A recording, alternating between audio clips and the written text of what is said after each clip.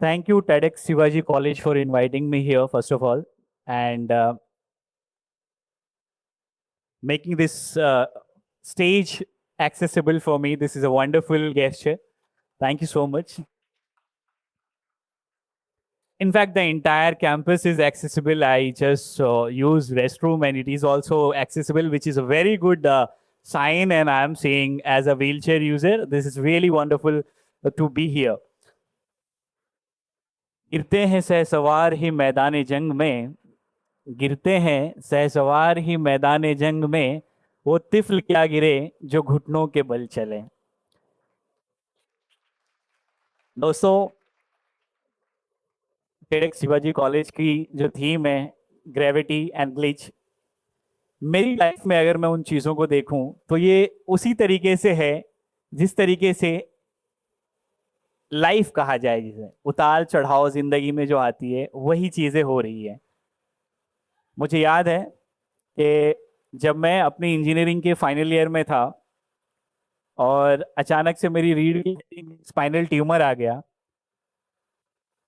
और उसकी वजह से एक 23 साल का लड़का जो चल रहा है, फिर रहा है, हर एक चीज़ कर रहा है, कराटे में ब्लैक बेल्ट है, वो जाने वाला है एशियन गेम्स 2010 जो गुआंगझो चाइना में होने वाला है, उसके लिए नेशनल में मेडलिस्ट है। लेकिन अनफॉर्चुनेटली एक ग्लिच आती है किसी मेडिकल मिस रिप्रेजेंटेशन की वजह से, और जो स्पाइन का जो सर्जरी होता है वो प्रॉपर नहीं हो पाता है, और उसकी वजह से सीने के नीचे का जो हिस्सा है वो पूरा बेजान हो जाता है। आप समझ सकते हैं कि जब आप अपने गांव से शहर में आते हैं, आपके माता पिता, और जब आते हैं तो वो सारी ड्रीम सारे लोगों की होती है। ऐसा नहीं है कि वो सिर्फ आपका ख्वाब होता है, आपके साथ साथ आपके गांव वालों का भी ख्वाब होता है कि हमारे गांव से एक बच्चा गया है, इंजीनियर बनेगा, वो कमाएगा, वो हमारा नाम रोशन करेगा। और अचानक से आपकी जिंदगी में इतना बड़ा उतार चढ़ाव आता है तो आप बिल्कुल मायूस होते हैं, और होना भी चाहिए। यही मेरे साथ हुआ, और ये एक ग्लिच था। मुझे याद है कि मैं जब डॉक्टर्स के पास गया कंसल्टेशन के लिए, उन्होंने मुझे बोला कि नाउ अब इस सिचुएशन में आप चल फिर नहीं सकते हैं, आपको या तो हमेशा बेड पे रहना पड़ेगा। लेकिन जब आहिस्ता आहिस्ता मेरी काउंसलिंग हुई और मुझे पता चला, जो माई डॉक्टर्स या फिजियोथेरेपिस्ट होते हैं उन्हें पता चला कि मैं बिहार का रहने वाला हूँ और एक ऐसी जगह से आता हूँ जहाँ पे हमेशा बाढ़ आती है, और तैराकी जो होती है, ये जो स्विमिंग हम कहते हैं, वो मुझे नेचुरल तरीके से आता है। कि हमारे यहाँ पे अगर बाढ़ आ जाए तो आपको अपने जानवर, अपनी जान, अपने माल की हिफाजत करने के लिए स्विमिंग आनी चाहिए। तो वो एक कुदरती चीज थी जो मेरे अंदर थी, जो एक स्किल भी हम कह सकते हैं। और उसी स्किल का इस्तेमाल करके मैंने फिर से रिहैबिलिटेशन पर्पस के लिए स्विमिंग को स्टार्ट किया एज ए एक्वा थेरेपी।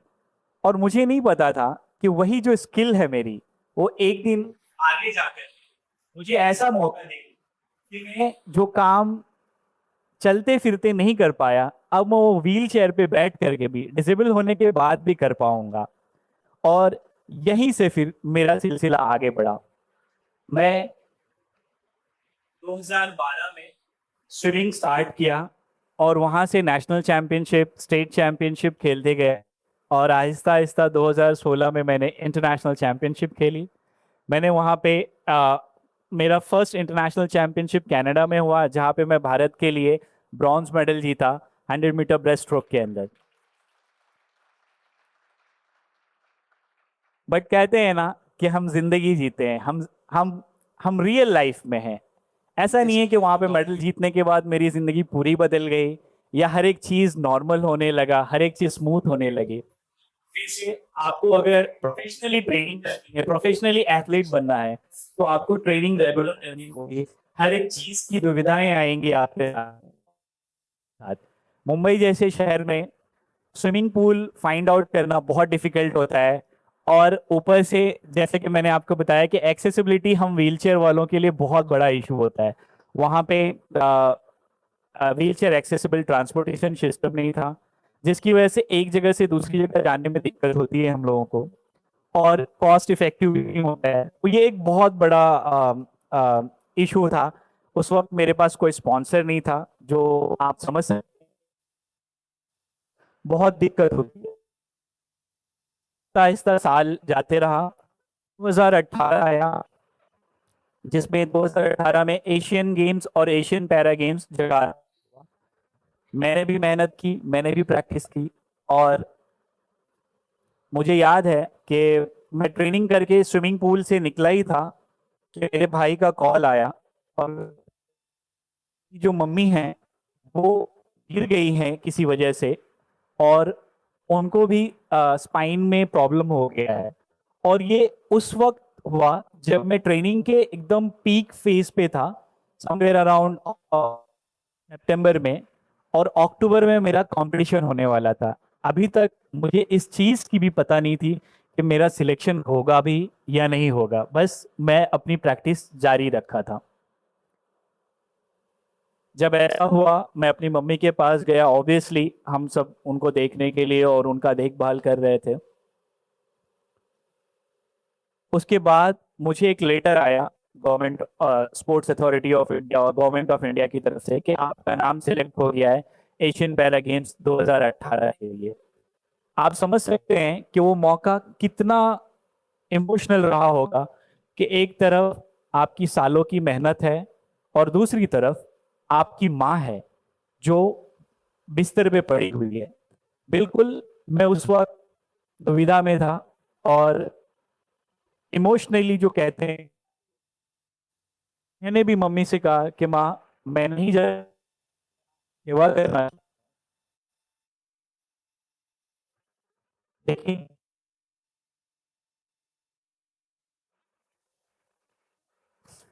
माँ के बारे में हम लोग कुछ बोल नहीं सकते। आई मीन, उस वक्त भी बिस्तर पे पड़े रहने के बाद वो कह रही हैं कि आप जाइए, देश को आपकी जरूरत है, आपको देश के लिए खेलना है, आपका देश का नाम रोशन करना है। इन वो जो इंस्पायरिंग वर्ड थे उनके, वो सच में बहुत इंस्पायरिंग थे। और फिर मैं किसी तरीके से वहां से अपने नेशनल कोचिंग कैंप को ज्वाइन किया, और फिर मैं 2018 में एशियन पैरा गेम्स खेलने गया। दोस्तों, मैं बताना यही चाह रहा हूँ, लाइफ हमेशा स्मूथ नहीं होती है। जो चीज़ मैं as a karate black belt select होने के बाद भी मैं इंडिया को रिप्रेजेंट नहीं कर पाया 2010 में, जिंदगी ने मुझे फिर से एक मौका दिया, और 2018 में मैं एशियन पैरा गेम्स जकार्ता में हिंदुस्तान को रिप्रेजेंट किया।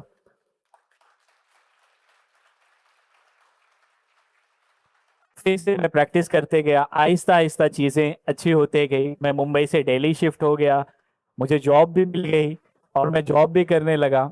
लेकिन ऑब्वियसली कहते हैं ना कि आप हर चीज़ के मास्टर्स नहीं हो सकते हैं, हर जगह आप अपना काम नहीं कर सकते। पर्टिकुलरली आपको अगर पीएचडी भी करनी है तो किसी पर्टिकुलर एक एक सब्जेक्ट में करनी होगी। और उसी तरीके से फिर मुझे उस काम से थोड़ा अलग होकर के स्विमिंग पे फोकस करना। मेरा ड्रीम जो है, जो मेरा गोल है, जो मेरा एम है, वो स्विमिंग में भारत के लिए मेडल लाना है। और इस तरीके से मैं मेहनत करते करते 2022 में मैं हिंदुस्तान का पहला SM5 कैटेगरी में पहला पैराप्लेजिक स्विमर बना, जो भारत को world para swimming championship Portugal में रिप्रेजेंट किया।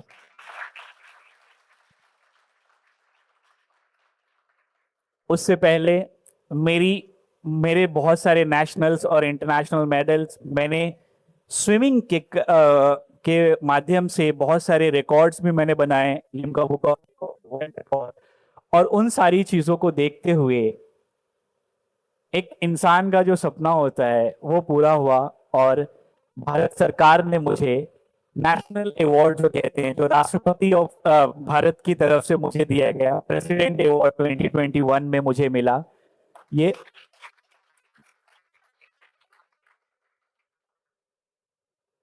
लेकिन इसके बाद भी हमारी लाइफ ऑब्वियसली स्मूथ नहीं होती है। हम चलते ही रहते हैं। 2022 के बाद फिर से ऑब्वियसली वो टाइम कोविड का था और फिर से ट्रेनिंग की इश्यूज आ गई, लेकिन मैंने कोशिश की, मेहनत की, और कहीं किसी न कहते हैं ना कि जब आपको आपकी चाहत हो तो चीज़ें ज़रूर मिल जाती है। I am so thankful to, अभी फिलहाल मैं दिल्ली में ट्रेनिंग कर रहा हूँ, और दिल्ली में मैं यहाँ रकाबगंज से मुझे तालकटोरा स्विमिंग पूल जाना होता है। दिक्कतें बिल्कुल होती है, मैं व्हील चेयर पे मैनुअल व्हील चेयर चलाता हूँ, लेकिन I am so thankful to Delhi की बसेस कि वो एक्सेसिबल है, और यहाँ की जो फुटपाथ है वो भी एक्सेसिबल है, विच इज़ एक्चुअली कन्वीनियंट। तो ये बहुत अच्छी चीज़ है, और इस तरीके से और भी जो दूसरी सिटीज़ हैं उनको अपना जो इंफ्रास्ट्रक्चर है उसको एक्सेसिबल बनाना चाहिए, और काम करना चाहिए। तो मेरा जो यही गोल है कि आने वाले, अभी ये साल बहुत इंपॉर्टेंट है 2026, इसमें भी एशियन पैरा गेम्स होने वाला है जापान में, और मैं मेरी पूरी कोशिश से मेहनत कर रहा हूँ उसके लिए, और यहाँ पे मैं भारत को सिर्फ रिप्रेजेंट ना करूँ बल्कि भारत के लिए मेडल लेकर के आऊँ और अपना और अपने देश का नाम रोशन करूँ, यही मेरी चाहत है। इसी के साथ मैं आप सभी लोगों का थैंक यू कहना चाहूंगा। बहुत बहुत धन्यवाद TEDx Shivaji college for inviting me. Thank you so much everyone.